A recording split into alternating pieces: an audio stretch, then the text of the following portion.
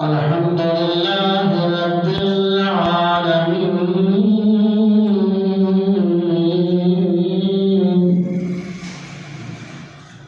والصلاة والسلام على رسوله الكريم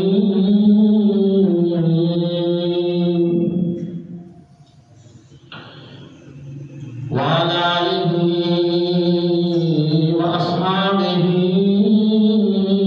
وأهل بيته وأزواجه وأولياء ملته وعلماء أهل سنته أجمعين. أما بعد فأعوذ بالله من الشيطان الرجيم. بسم الله الرحمن الرحيم. وللآخرة خير لك من الأولى.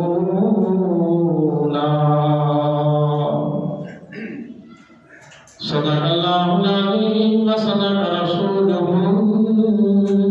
النبي الكريم الأمين. قال الله تبارك وتعالى في شان محبوبه مخبرا وآمرا: إن الله وملائكته يصلون على النبي يا أيها الذين آمنوا صلوا عليه وسلموا تسليما. السلام عليك يا سيدي يا رسول الله وعلى آلك وأصحابك يا سيدي يا حبيب الله. الصلاة والسلام عليك يا سيدي يا سيدي يا سيدي يا رسول الله وعلى آلك وأصحابك يا سيدي يا محب الفقراء والغرباء واليتامى والمساكين وعلى آلك وأصحابك يا سيدي يا خاتم النبيين. حمد و ثنا کے بعد دعا ہے اللہ وحدہ لا شریک مجھے حق کہنے کی آپ حضرات کو سن کر ہم سب کو اس میں عمل کی توفیق عطا فرمائے. اللہ تعالیٰ کا لاکھ لاکھ شکر ہے، بے پناہ احسان ہے. ساری عزت عظمت رفعت بلندیاں عروج اور پروردگار عالم کے لیے سارے درود و سلام نبی اکرم صلی اللہ علیہ وسلم کے لیے. اللہ تعالیٰ بقیہ زندگی شریعت محمد علیہ التحیت والسلام پہ گزارنا نصیب فرمائے. جمعۃ المبارک کی بابرکت اور نور اور مقدس گھڑیوں کا صدقہ اللہ کریم زندگی کے تمام گناہوں کو، لغزشوں کو، غلطیوں کو معاف فرمائے اور اپنی رحمت و کرم کا سایہ نصیب فرمائے. حضور نبی اکرم نور مجسم صلی اللہ علیہ وسلم کا جو اپنے امتی کے ساتھ اور غلام کا اپنے نبی اور رسول کے ساتھ جو ایک تعلق ہے، اس تعلق کی مضبوطی کے لیے اس تعلق کے استحکام کے لیے، اس ربط کو مضبوط رکھنے کے لیے اور دارین کی کامیابی کے لیے اللہ کریم نے حکم دیا۔ ایک تو یہ ہے کہ میرے حضور کی سارے احکام کو اپنی زندگی بناؤ اور صبح و شام حضور کی ذات پہ درود و سلام کرو۔ یہ درود و سلام جو پڑھتے ہیں یہ کیا ہے؟ یہ جو درود و سلام پڑھتے ہیں یہ ایک دعا ہے۔ ہم نے کبھی اس طرف توجہ نہیں کی، آپ نے سنا بھی کم علماء سے ہوگا۔ درود و سلام اللہ تعالیٰ چاہتا ہے کہ میرے جس بندے کا تعلق حضور سے ہو گیا، اللہ فرماتے ہیں میں چاہتا ہوں اس کو بخش، اس کو دیکھنا جہنم کی تپش کو، جہنم کے عذاب کو تو دور کی بات ہے، اس کے وہم و خیال اور اس کے تفکرات بھی جہنم کے قریب سے نہ گزرنے دیں۔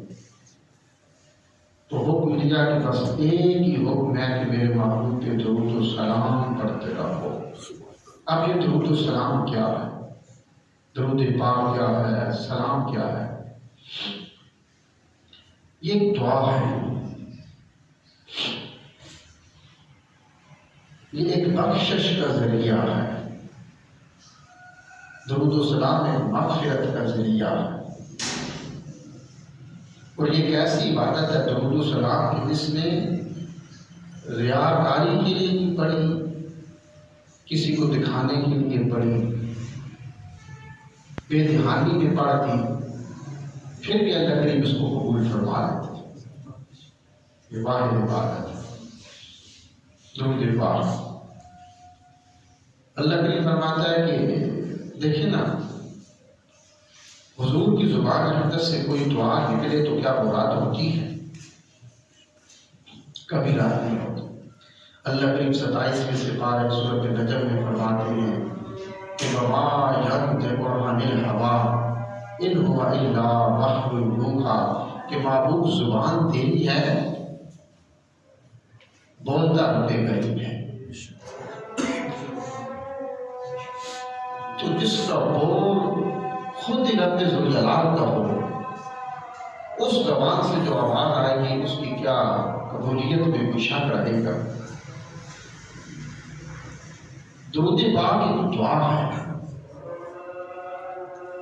ہم کہتے ہیں کہ اللہم صلی علی محمد صلی اللہ علیہ وسلم، اس کا مطلب ہے کہ اے اللہ تو حضور کی درجات بلند فرما۔ ایک دعا ہے نا جو امتی نے کہا کہ یا اللہ تو حضور کے درجات کو بلند فرما۔ الصلاۃ والسلام علیک یا رسول اللہ، حضور کی درجات بلند ہو اور حضور اللہ کی حبیب پر درود و سلام ہو۔ اس کا یہ مطلب ہے امتی ہر وقت درود پاک پڑھتا ہے تو حضور کے لیے دعا کرتا ہے۔ اور قرآن کریم 5ویں سپارے میں ہے کہ جب تمہارے لیے کوئی دعا کرے تو تم اس کے لیے بہتر انداز میں دعا کرو۔ تمہیں کوئی سلام دے تو تم بہتر انداز میں اس کے سلام کا جواب دو۔ تو یہ حضور ہمیں فرمائے اور خود اس پہ عمل نہ کریں کہ اللہ کے محبوب کی شایان شان نہیں ہے۔ حضور پہلے خود عمل کرتے، پھر اپنے غلام کو، اپنی امتی کو سکھاتے۔ پہلے خود عمل کرتے، اپنے عمل سے حضور نے سب کے سامنے اسلام کو پیش کیا۔ 40 سال کے بعد جب حضور نے کوہ صفا پہ اعلان نبوت فرمایا، جس میں بڑے بڑے کافر سامنے کھڑے تھے، تو حضور نے فرمایا تم سارے کھڑے ہو، جتنے بھی تم مکے کے سردار ہو، ابواللہ صاحب جعفر، عتبہ شیبہ، ولید امیہ بن خلف، سارے سردار کھڑے ہیں۔ تو حضور نے فرمایا کہ میں اللہ کا رسول ہوں۔ تو انہوں نے کہا اس کی دلیل کیا ہے؟ تو حضور نے جو سب سے پہلی اپنی نبوت و رسالت میں دلیل پیش کی، چاند کے 2 ٹکڑے نہیں کیے، سورج پلٹ کے نہیں آیا، درختوں نے بعد میں سجدے کیے، پتھروں نے بعد میں کلمے پڑھے، جانوروں نے بعد میں سجدے کیے۔ کفار نے کہا تو کہتے میں اللہ کا رسول، اس کی دلیل کیا ہے؟ اپنی بات کو دلیل سے ثابت کرو۔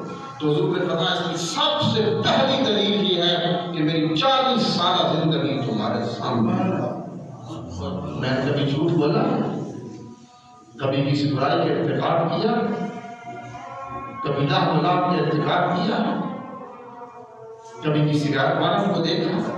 حضور نے اپنی نبوت و رسالت میں سب سے پہلی جو دلیل پیش کی وہ اپنی 40 سالہ زندگی ان کے سامنے رکھی۔ تو حضور پہلے خود عمل کرتے اور اپنے عمل سے بھی صحابہ کرام کو بتاتے اور ان کو پھر سمجھنے کی ضرورت نہ ہوتی تھی، بس دیکھتے حضور نے ایسے کیا، بس یہی تبلیغ تھی۔ حضور کے عمل کو دیکھتے گئے، تبلیغ بنتی گئی، تبلیغ ہوتی گئی، اسلام پھیلتا گیا، لوگوں کو واعظ و نصیحت ہوتے چلے گئے۔ وضو کا حکم تو بعد میں آیا، 6 دن نکال کر آیا۔ یہی وضو حضور تعالی اسی طریقے سے فرمایا کرتے تھے اور حضور کے اسی طریقے کو اللہ کریم نے قرآن کریم بنا دی، اپنی وحی بنا دی اور قیامت تک آنے والے لوگوں کے لیے اس کو وضو بنا دیا۔ کہا بس تو میرا محبوب جس طرح وضو کرتا ہے تو مجھے بھی اسی طرح کرتا۔ تو حضور پہلے خود عمل کرتے، اگر کوئی دعا دیتا تو حضور اس کو بہتر انداز میں دعا دیا کرتے تھے۔ کوئی سلام دیتا ہاتھ سے، حضور اس کے دونوں ہاتھ پکڑ لیتے اور تھوڑی دیر پکڑے رکھتے اور پکڑنے کے بعد پھر حضور اس کو مسکرا کر اس کو سلام دیتے بہتر انداز میں، وعلیکم السلام ورحمۃ اللہ وبرکاتہ، کیف حالک، ٹھیک ہے، سب حضور پوچھتے۔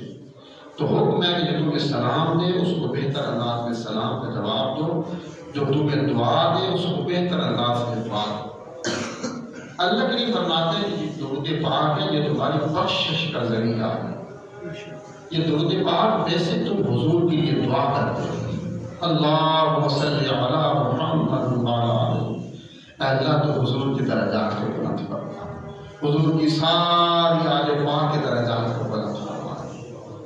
حضور فرماتے ہیں جب میرا کوئی امتی یہ دعا میرے لیے کرتا ہے نا تو میں اس کے لیے اس سے بہتر انداز میں دعا کرتا ہوں، یا اللہ اس میرے امتی نے میرا غلام ہو کر میرے لیے دعا مانگی ہے کہ میرے درجات کو بلند کر دے، اللہ کریم اس کی دنیا آخرت کو سنوار دے، اس کی عزتوں کو بلند کر دے، اس کی رفعتوں کو بلند کر دے، اس کو اور زیادہ عزت عطا فرما، اور جس کے لیے پھر حضور دعا فرما دے کیا اس کی قبولیت میں کوئی شک رہتا ہے؟ حضور فرماتے ہیں جب بھی میرا کوئی غلام مجھے سلام کہتا ہے، السلام علیکہ ایھا النبی یا الصلاۃ والسلام علیکہ یا رسول اللہ، حضور فرماتا ہے جب بھی میرا کوئی غلام مجھے سلام کہتا ہے مجھے اپنے رب کی قسم ہے میں اس کے سلام کا جواب دیتا ہوں۔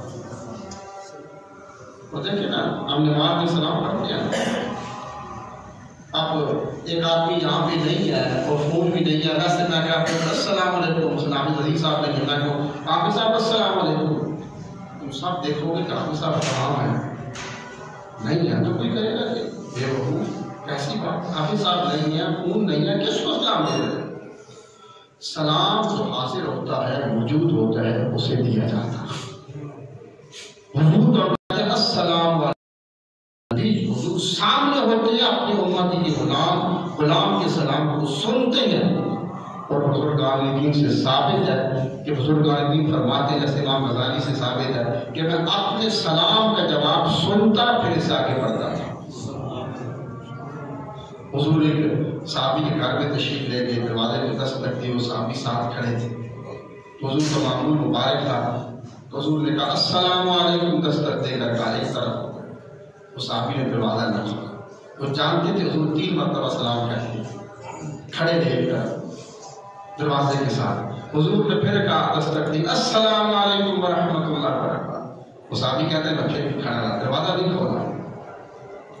جب حضور نے تیسری مرتبہ کہا السلام علیکم ورحمۃ اللہ دستک دی تو صحابی کہتے ہیں حضور جانے لگے، میں نے زور سے جھٹ سے دروازہ کھول دیا اور کر دوں.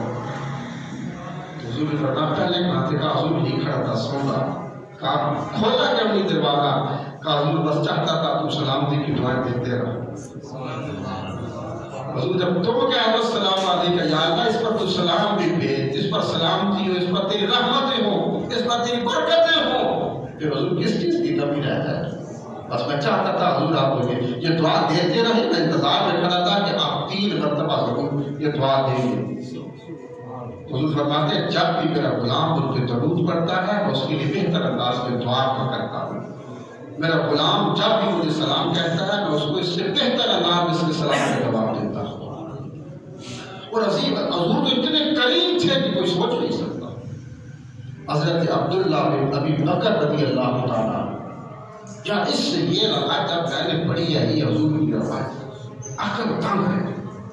اتنے کریم نبی لجپال ہے. حضرت عبداللہ بن ابی بکر کہتے ہیں کہ غزوہ حنین کا موقع تھا. یہ بڑی پیاری روایت ہے اور غزوہ حنین بڑا سخت ہوا تھا. کہتے ہیں کہ ہم غزوہ حنین پہ جا رہے تھے، دشمن پوری طاقت کے ساتھ سامنے کھڑا تھا اور اس نے اپنے تیر انداز جو تھے یہ کمین گاہوں میں پہاڑوں دونوں طرف پہاڑ تھے وہاں پہ چھپا رکھے تھے، درختوں کے پیچھے پتھروں کے پیچھے کمین گاہوں میں تیر انداز چھپے ہوئے تھے. لشکر اسلام جو بھی داخل ہوا تو یک بار تیروں کی بارش شروع ہو گئی. مسلمانوں کو ہوش نہ رہا کہ کیا ہوا، بھگدڑ مچ گئی، کوئی کس طرف جا رہا ہے، کوئی کس طرف جا رہا ہے، کوئی کس طرف جا رہا ہے. اچانک تیروں کی بارش ہو گئی اور لشکر اسلام میں ایسی بھگدڑ مچی کہ کسی کو کوئی ہوش نہ رہا کہ کیا ہو رہا. آپ کہتے ہیں شخص ایسا تھا کہ وہ کہتا ہے، وہ خود سناتا ہے کہ میں نے یہ چند دن پہلے روایت پڑھی ہے، کتاب میرے پاس پڑھی ہے. وہ کہتا ہے کہ میرے پاؤں میں جوتی جو تھی وہ سخت تھی، اس کا جو تلوا تھا وہ لکڑی کا بنا ہوا تھا. کہتے ہیں اسی بھگدڑ کے اندر وہ صحابی رسول کہتے ہیں کہ میں اچانک پیچھے پلٹا اور میرا پاؤں حضور کے پاؤں پہ آ گیا. چونکہ وہ جوتی سخت تھی، لکڑی کی تھی، تو حضور کا جو جوتا مبارک تھا، نالین تھا، وہ اوپر سے نہیں تھا. حضور کے جو پاؤں کے اوپر کا حصہ تھا یہ ننگا تھا. تو صحابی رسول کی جو لکڑ کی وہ جوتی تھی حضور کے پاؤں پہ آئی. حضور کو تھوڑی سی تکلیف محسوس ہوئی. حضور نے ذرا زور سے جھٹکا دیا کہ ایک طرف ہو جاؤ، جیسے کسی کے پاؤں پہ پاؤں آئی تھا زور سے ایک طرف کر دیتا ہے. بس حضور نے اس کو ذرا زور سے کر دیا. اس نے جب دم پلٹا نا تو پوری زور سے اس نے اپنا جو جوتی تھی پاؤں تھا حضور کے پاؤں کو اس کا آ گیا اچانک بے دھیانی میں. تو حضور نے زور سے ہاتھ سے اس کو ایک طرف ہٹایا اور ہاتھ حضور کا زور سے لگ گیا. یہ کوئی نا درد محسوس ہو، زور سے ہٹایا حضور نے. لشکر اسلام پلٹ گیا. حضور کو ساری رات نیند نہیں آئی. وہ صحابی رسول کہتے ہیں مجھے بھی نیند نہیں آئی، کتنی بڑی بے ادبی ہو گئی. میرا پاؤں حضور کے پاؤں پہ آ گیا. کہتے پوری رات بےچینی میں گزر گئی، کربٹیں بدلتے ہوئے بے چینی، نیند نہیں آتی. اتنی بڑی بے ادبی ہو گئی. ادھر حضور ہے کہ حضور کو بھی نیند نہیں آ رہی تھی کہ میں نے اس کو زور سے ہاتھ کی اور لگایا تھا. اس کو بڑی تکلیف ہوئی ہوگی. کہتے نماز فجر ہوئی، ابھی میں نہیں گیا تھا. میں نے کہا نہیں جاؤں گا، کس منہ سے حضور کا سامنا کروں گا. حضور کا میرا پاؤں تمہارے پاؤں پہ آ گیا تھا. بس کسی شرم کے بارے میں نہ کیا. تو نماز فجر کے بعد حضور نے میرا پوچھا وہ نہیں آئے، تو میں نے کہا وہ تو نہیں آئے. کسی نے کہا حضور وہ تو نہیں آئے. تو حضور نے ایک آدمی کو بھیجا کہ جاؤ اس کو بلا کے لاؤ. تو جب وہ صحابی رسول حضور کے غلام مجھے بلانے کے لیے آئے، دروازے پہ دستک ہوئی. میں نے پوچھا کہ کیا ہوا؟ تو کہا تو حضور یاد کرتے ہیں. تو میں نے کہا کہ کل بے ادبی ہوئی تھی، اس کی تو مجھے سرزنش حضور سزا دیں گے، حضور سزا دیں گے کہ اتنی بھی جہانی میں اتنی بڑی بے ادبی کہ تم نے اپنا پاؤں میرے پاؤں پہ رکھ دیا تھا. وہ صحابی رسول کہتے ہیں مجھے یقین بھی تھا کہ حضور ہے بڑے کریم، ہیں بڑے کریم، بڑے نرم دل ہیں، لیکن پھر خیال آتا تھا کہ بے ادبی تو ہوئی تھی نا. کہتے ہیں میں ڈرتے کانپتے حضور کے پاس گیا تو حضور لوگ تھے، حضور اٹھے، مجھے آگے بلایا اور مجھے سینے سے لگا دیا، اور حضور میرے ماتھے پہ بوسہ دیتے ہیں اور پھر میری آنکھوں پہ بوسہ دیتے ہیں. اور حضور نے فرمایا کہ جو کل میں نے تمہیں زور سے ہاتھ سے ایک طرف کیا تھا نا،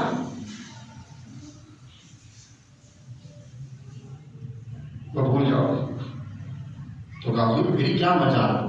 حضور نے فرمایا اس کے بدلے کے 80 اونٹنیاں سامنے کھڑی ہیں، آج کے 80 پھنسے کر لیں. حضور نے فرمایا تیار 80 اونٹنیاں جو مجھے تحفے کے طور پہ آئی ہیں، جو کل زور سے تم ایک طرف کیا تھا نا، اب اس کو بلا دینا، جہاں 80 اونٹنیاں میں تجھے دیتا ہوں.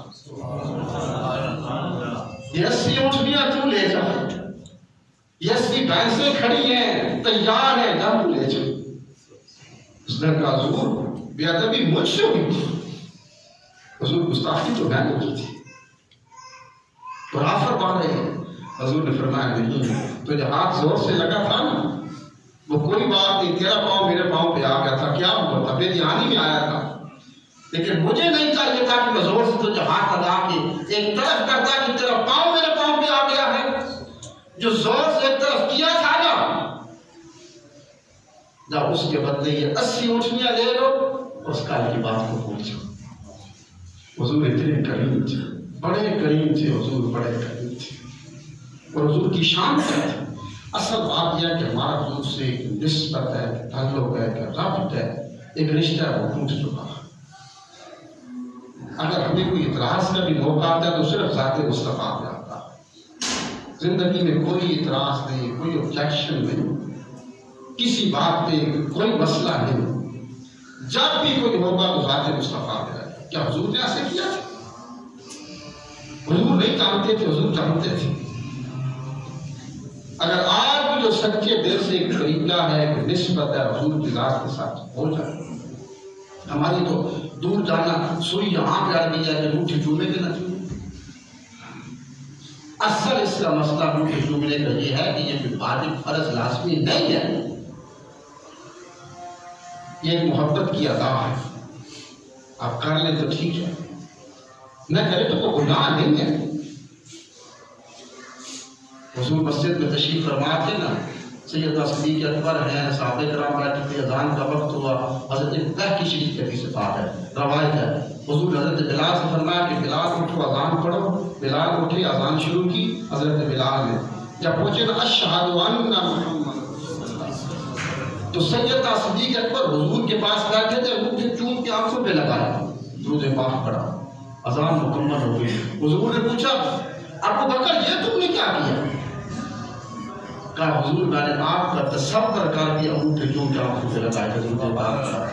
حضور نے سنا، رخ انور پھیرا پیچھے لوگوں کی طرف. حضور نے خطاب فرمایا کہ سنو، من فعل مثل ما فعل خلیلی، جس نے اس طرح کیا جس طرح میرے دوست میرے خلیل ابو بکر نے کیا ہے، جس نے اس طرح کیا یعنی میرا نام سن کر انگوٹھے چوم کر آنکھوں پہ لگائے، درود پاک پڑھا. من فعل، جس نے اس طرح کیا مثل ما فعل خلیلی، جس طرح میرے دوست میرے خلیل کہتے ہیں جگری یار کو، جس طرح میرے خلیل نے جگری یار ابو بکر نے کیا ہے، اس طرح کیا یعنی میرا نام سن کر انگوٹھے آنکھوں پہ لگائے، چوم کر درود پاک پڑھا. فرمایا انا طالبہ فی صفوف یوم القیامہ، اللہ کی قسم ہے. حضور نے فرمایا قیامت کے دن میں اس کو لوگوں کی صفوں میں تلاش کروں گا، جب وہ مل جائے گا اس کو پکڑ کے جنت میں لے جاؤں گا. یہ ضروری نہیں ہے کہ انگوٹھی چلنا. حضور کا تصور، آپ جاتے ہیں نا وہاں پہ عمرہ کرتے ہیں، حج کرتے ہیں، 7 چکر لگاتے ہیں نا بیت شریف. ہر ایک کا حکم ہے کہ آپ نے جو حکم ہے کہ حجر اسود کو بوسہ دے کے ایک چکر شروع کرنا ہے، وہاں تک آنا ہے، پھر دوسرے چکر میں آنا ہے، دوسرا چکر شروع کرنا ہے تو حجر اسود کو بوسہ دے کے کرنا ہے. ہر چکر آپ نے حجر اسود کو بوسہ دے کے مکمل کرنا ہے. 7 چکر آپ نے اس طرح پورے کرنے ہیں. لیکن اب رش ہے، اب لوگ بوسہ نہیں دے سکتے حجر اسود کو. اب کیا حکم ہے کہ دور سے حضرت اسود کے سامنے کھڑے ہو کے حضرت اسود کا تصور کر کے ہاتھ چوم کے آنکھوں پہ لگا لو، موقع ہو جائے گا طواف شروع کا. اور ایک پتھر کا تصور کر کے ہاتھ چوم کے آنکھوں پہ لگا لو، تمہارا حج بن جائے، عمرہ بن جائے. اور ذات مصطفیٰ کا تصور کر کے آنکھیں چومے تو شرک اور بدعت گناہ ہو جائے. جب پتھر کا تصور کر کے چومو تو حج بنتے ہیں، عمرے بنتے ہیں. اور حضور یہ جو لمبی بحث ہے نا، مقامات حج پہ چلے تو ایک بڑی لمبی بحث بنتی ہے. وہ تصور کو 7 چکر تو لگائے تھے حضرت حاجرہ نے، پانی کی تلاش تو نہیں تھی. آپ زمزم جگہ جگہ پہ پڑا ہے.